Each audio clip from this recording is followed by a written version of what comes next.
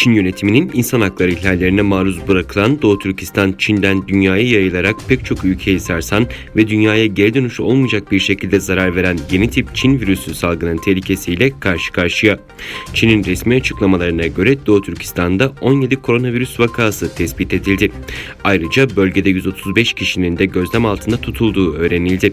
Çin'in resmi açıklamaları bu yönde olsa da Doğu Türkistanlılar sayıların çok daha fazla olduğunu kaydediyor. Salgının başından bu yana Doğu Türkistanlı aktivistlerin en büyük endişesi Çin'in Uygur Türklerine yönelik baskı ve asimilasyon aracı olan toplama kamplarında yeni tip koronavirüs vakalarının görülmesi ve salgına dönüşmesi. Öte yandan Urumqi kentindeki yeni vakalar sonrası 600'den fazla uçuşun iptal edildiği ve şehirlerdeki metroların iptal edildiği bildirildi. Ayrıca Urumqi ve Kaşgar'daki koronavirüs kısıtlamalarının başladığı belirtilirken Kaşgar'a giriş ve çıkışların da sınırlandırıldığı açıklandı.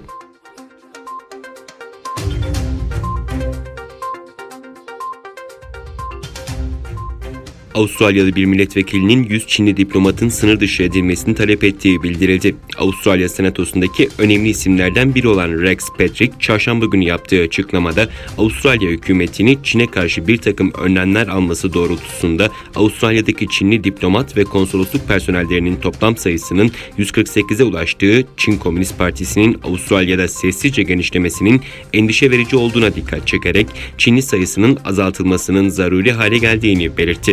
Son 20 yılda Çin'in Avustralya'daki medya faaliyetlerinin katlanarak genişlediğini ifade eden Patrick, kuşkusuz Avustralya'daki Çinli personelin casusluk veya siyasi müdahaleye karıştığına şüphe yoktur diyerek Avustralya'nın Çin'le ilişkilerini yeniden gözden geçirmesi ve daha güçlü bir duruş sergilemesi gerektiğini savundu.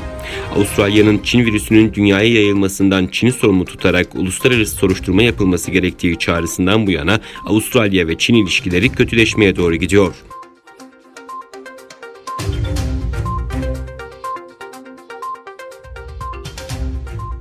Üst düzey bir Beyaz Saray danışmanı Perşembe günü yaptığı açıklamada TikTok'un Çinli sahibinden ayrılmasını beklediğini söyledi.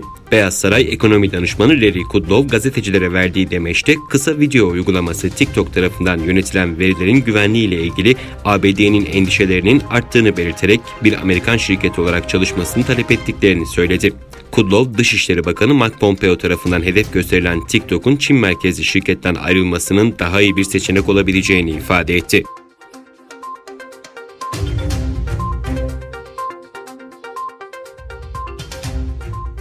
ABD Dışişleri Bakanı Mike Pompeo'nun köpeğinin bir fotoğrafını şahsi Twitter hesabından paylaşması gündem oldu. Pompeo, Çin'le dalga mı geçiyor şeklinde yorumlanan fotoğrafta Pompeo'nun köpeği Marker en sevdiği oyuncaklarının arasında oturuyor. Oyuncakların en önünde ise Disney'in ünlü çizgi film karakteri Winnie the Pooh'un peluş oyuncağı bulunuyor. Winnie the Pooh, Çin'de devlet başkanı Xi Jinping'e hakaret kabul ediliyor. Nedeni ise geçmişte yapılan ve Xi'yi Winnie the Pooh'ya benzeten paylaşımlar. Xi ilk kez 2013'te dönemin ABD Başkanı Barack Obama ile bir araya geldiği ABD ziyareti sırasında Disney karakterine benzetilmişti. İri yarı Xi ve uzun boylu Obama'nın birlikte çekilen fotoğrafıyla Winnie the Pooh ve Kaplan Tiger'ın 100 hektar ormanındaki yürüyüşü arasında bağlantı kurulmuştu. Daha sonra muhalifler için Winnie the Pooh, Xi ile alay etmek için kullanılan bir sembol haline geldi. Çin Devlet Televizyonu'nda Mayıs ayından bu yana Mike Pompeo hakkında yalanların kralı, şeytan gibi ifadeler kullandı. Bu nedenle Pompeo'nun Çin'e bireysel bir cevap olarak bu fotoğrafı paylaşmış olabileceği düşünülüyor.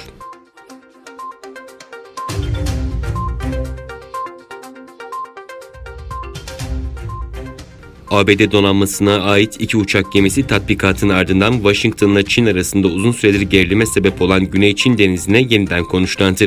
ABD donanması USS Nimitz ve USS Ronald Reagan uçak gemilerinin 4-6 Temmuz arasında Güney Çin Denizi'nde operasyon ve tatbikat görevini tamamlayıp bölgeden ayrıldıktan sonra yeniden Güney Çin Denizi'nde konuşlandığı açıklandı.